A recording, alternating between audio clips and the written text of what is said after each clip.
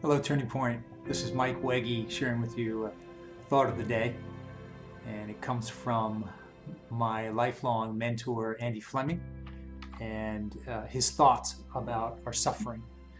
As thousands and thousands, as we reach, and some estimates say surpass 100,000 who will die from COVID, I can't help but wonder about suffering, why this suffering. And I don't want anybody to doubt God through this time, because there are going to be greater and greater challenges that we face, both in our community group and certainly in our church and amongst friends and family. And there's a very specific reason why there's suffering in the world, and it's a theological one.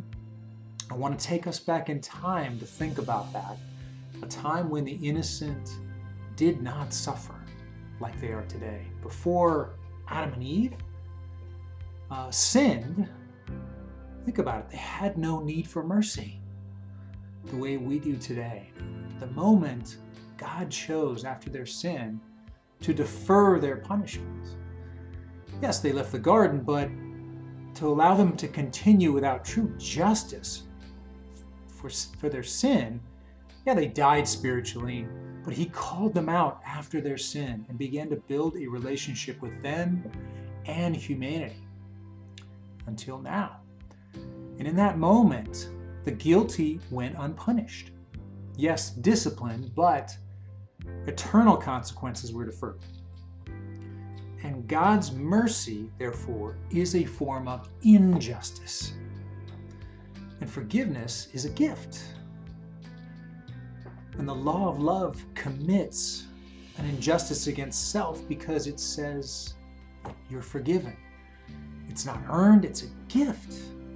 And God had to deny that sense of legal rightness that he's always had, that perfection of right and wrong. And that's why Jesus had to be that sacrifice, that denial of right for self, and God's whole sense of righteousness.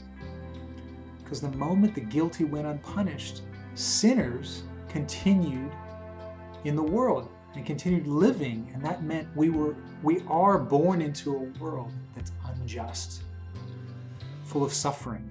And yet suffering is a participation in God's struggle with that, with both those concepts, mercy and justice.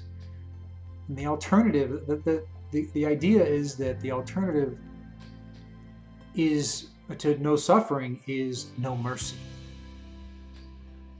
And God's mercy on sinners, it changed the way that the world works.